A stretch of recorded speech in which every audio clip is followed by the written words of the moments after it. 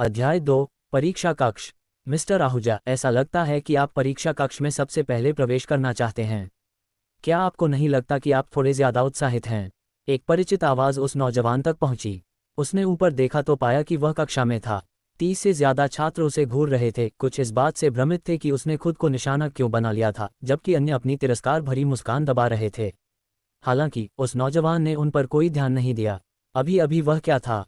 उसने फिर से अपनी छाती की ओर देखा, लेकिन कुछ भी नहीं था।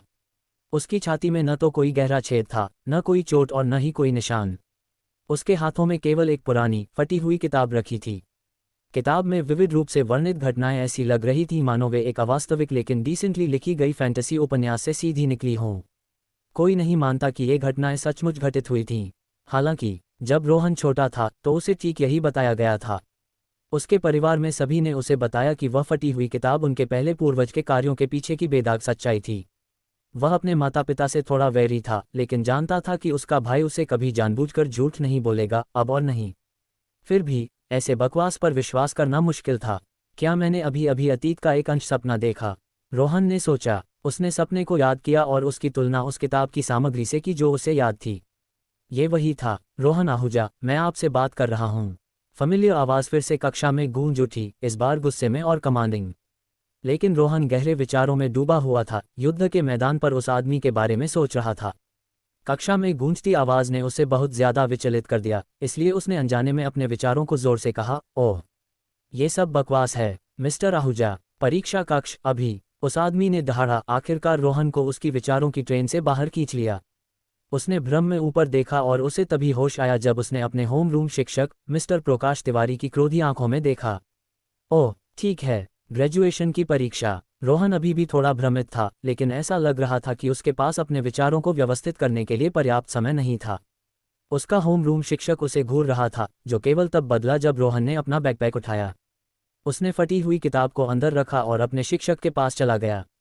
उसी समय उसने अपनी कलाई पर लगी क्रिस्टल घड़ी के ऊपर बने प्रोजेक्शन पर एक त्वरित नज़र डाली। सुबह 9:01 बजे। अगर मैं अभी अपनी परीक्षा शुरू करता हूं तो मैं दोपहर के भोजन तक पूरा कर लूंगा।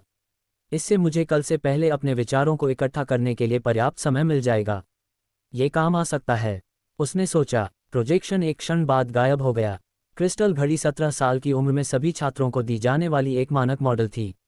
समय बताने और एक प्रोजेक्शन बनाने के अलावा इसमें स्टारनेट तक पहुंच थी, एक स्टेलर नेटवर्क जो स्टेलर प्रणालियों में अन्य मनुष्यों के साथ संवाद करने के लिए जानकारी और साधन प्रदान करता था। ये क्रिस्टल घड़ी का सबसे महत्वपूर्ण कार्य था, कम से कम अधिकांश छात्रों के लिए। जब रोहन कक्षा के सामने अपने होम रूम शिक्षक के बगल में पहुंचा तो उसने मिस्टर तिवारी की परिचित शिक्षाएं सुनी। तुम्हें देखकर मैं अपने दिल में दर्द महसूस किए बिना नहीं रह सकता। यदि तुम ग्रेजुएशन की परीक्षा में शानदार अंकों से पास होते हो तो भी एरोगेंट बनने की हिम्मत मत करना। यदि तुम सोचते हो कि ओरिजिन एक्सपेंस के अंदर तुम्हारा जीवन वैसा ही रहेगा तो तुम मरे हुए के बराबर हो। उसके होम रूम शिक्षक के शब्दों के पीछे का छिपा अर्थ स्पष्ट था, लेकिन अधिकांश छात्र पहले से ही इसके आदी थे, जिसमें रोहन भी शामिल था।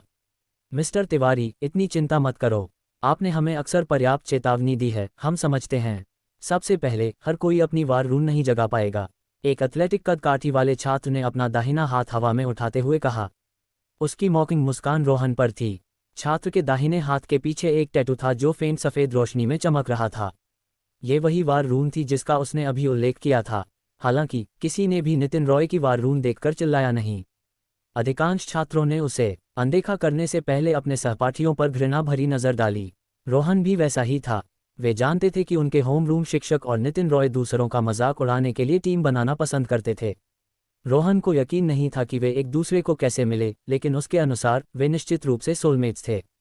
मिस्टर रॉय, भले ही आपकी वार रूम 2 दिन पहले बनी हो, आपको इसे सबको दिखाने की ज़रूरत नहीं है। मिस्टर तिवारी ने फटकार लगाई, लेकिन उन्होंने कुछ शब्दों पर जोर दिया ताकि क्लास का ध्यान नितिन पर खींचा जा सके।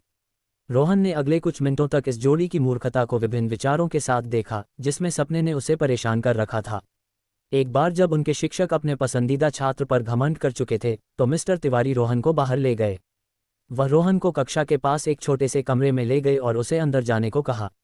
रोहन के अंदर कदम रखते ही कक्ष का दरवाजा बंद हो गया, जिससे सारी पृष्ठभूमि कट गई और रोहन के लिए पूरी दुनिया घातक रूप से शांत हो गई। उसी समय उसका होम रूम शिक्षक एक अलग कमरे में दाखिल हुआ। कमरे में पहले से ही 1 दर्जन से ज्यादा लोग थे, उनमें से ज्यादातर शिक्षक थे। हालांकि उनमें से किसी ने भी रोहन के होमरूम शिक्षक पर ध्यान नहीं दिया। वे एक एक छात्र को दिखाते हुए एक दर्जन होलोग्राफिक स्क्रीनों को देखने में व्यस्त थे। जैस्मीन बाजवा, राहुल दास और पीटर राणा।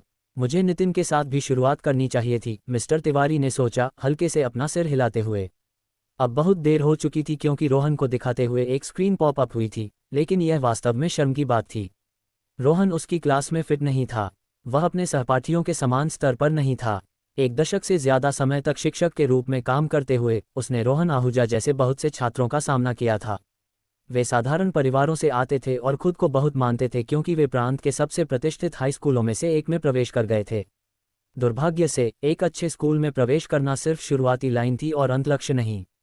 बस इंतजार करो जब वास्तविकता तुम पर भारी पड़े। तुम्हारे पास कोई शक्ति या धन नहीं है, कनेक्शन तो भूल ही जाओ। तुम्हारे जैसा कोई सम्राट बनने के लायक नहीं है। जितना क्रूर लग सकता है, जीवन कभी भी निष्पक्ष होने के लिए नहीं था। जो लोग शक्ति चाहते थे वे या तो अपने रास्ते में आने वाली बाधाओं को पार करेंगे या वे इतिहास के पन्नों में दफन हो जाएंगे। जहां तक साधारण छात्रों की संख्या की बात है, जो प्रतिष्ठित स्कूलों में भाग्य और बुद्धि और शक्ति से ज्यादा भाग्य के साथ शीर्ष पर पहुंचे, उन्हें एक ही पृष्ठ पर सूचीबद्ध किया जा सकता है। क्या वह तुम्हारा छात्र है, प्रकाश? मैंने उसे पहले कभी नहीं देखा। क्या तुमने किसी ब्लैक हॉर्स ट्रम्प को प्रशिक्षित किया जब कोई तुम्हारी तरफ नहीं देख रहा था? प्रकाश तिवारी के पास बैठे शिक्षकों में से एक ने उससे बातचीत शुरू की। जब उसने महसूस किया कि अन्य शिक्षक अपने महान शिक्षण को सम्मानित मेहमानों को दिखाने के लिए परीक्षा कक्ष में अपने एसेस लाए थे, तो उसने उनसे मुकाबला करने की कोशिश छोड़ दी। फ्रेंडली प्रतिस्पर्धा अच्छी थी, लेकिन ये शिक्षक ओवरबोर्ड जाने के लिए जाने जाते थे। एक छिपा हुआ ट्रम्प। मुझसे मजाक मत करो, हेगन। रोहन आहूजा सिर्फ एक आम आदमी है जिसका कोई नोटवर्दी बैकग्राउंड नहीं है। वह बच्चा सिर्फ भाग्यशाली है, प्रकाश तिवारी ने बिना किसी मजाक के हंसते हुए जवाब दिया। उसका भाई भाग्यशाली था कि उसने एक बार रून प्रकट की और कुछ वर्षों तक सम्राट के रूप में अपनी स्थिति बनाए रखी, लेकिन बस इतना ही। रोहन कक्षा में ध्यान देता था, लेकिन बस इतना ही। उस नौजवान में कुछ भी खास नहीं था। वह एक अकेला है और केवल पढ़ना और सोना जानता है। वह मुश्किल से अंतिम वर्ष तक पहुंचा, प्रकाश ने जोड़ा। हेगन ने अपने सहयोगी को देखा और भौहें चढ़ा लीं। मैंने उससे बातचीत क्यों शुरू की? वह सिर्फ अपने छात्र को पहले भेजकर उसे अपमानित करने की कोशिश कर रहा है। उसने सोचा। एक पल के लिए उसने खुद से पूछा कि वह एक प्रतिष्ठित स्कूल में क्या कर रहा था जो छात्रों को ओरिजिन एक्सपेंस और सम्राटों और एडवेंचरर्स की आजीविका के बारे में सिखाने में माहिर था।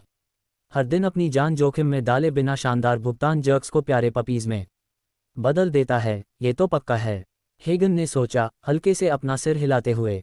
वह प्रकाश से कुछ कहने वाला था जब उसने किसी को पीछे से उनके पास आते सुना। क्या आप उस छात्र के बारे में बात कर रहे हैं जिसे आपने परीक्षा कक्ष में भेजा था? आपका विवरण गलत लग रहा है, एक अचानक आवाज ने शिक्षकों की बातचीत को बाधित किया। प्रकाश तिवारी उस आवाज की मालिक को उसके असभ्य व्यवहार के लिए बुलाने वाले थे, लेकिन जब उसने सुंदर लेकिन उग्र दिखने वाली महिला को देखा जिसने कैजुअल कपड़े पहने थे, तो वह जम गया। वह शिक्षकों के पीछे प्रभावशाली ढंग से खड़ी थी, जैसे कि पूरी जगह उसकी हो, जो बिल्कुल गलत नहीं था। मम मिस प्रिया, प्रकाश तिवारी हकलाए, बस न्यूकमर द्वारा रोका गया। मैंने कुछ पूछा था, महिला ने अधीरता से कहा, उसकी आवाज़ आज्ञाकारी की मांग कर रही थी। हाँ, बिल्कुल, कृपया एक पल प्रतीक्षा करें, मिस्टर तिवारी ने जल्दी से जवाब दिया, रोहन को दिखाते हुए होलोग्राफिक स्क्रीन को देखने के लिए मॉनिटर की ओर मुड़ते हुए। उसने महसूस किया कि कुछ गलत था, लेकिन उसे उम्मीद नहीं थी कि कुछ इतना नॉनसेंसिकल उसकी आंखों के सामने होगा। वह कौन है, और उसने उस स्लॉथ के साथ क्या किया जिसे मैं जानता हूँ? क्या ये वाकई रोहन है?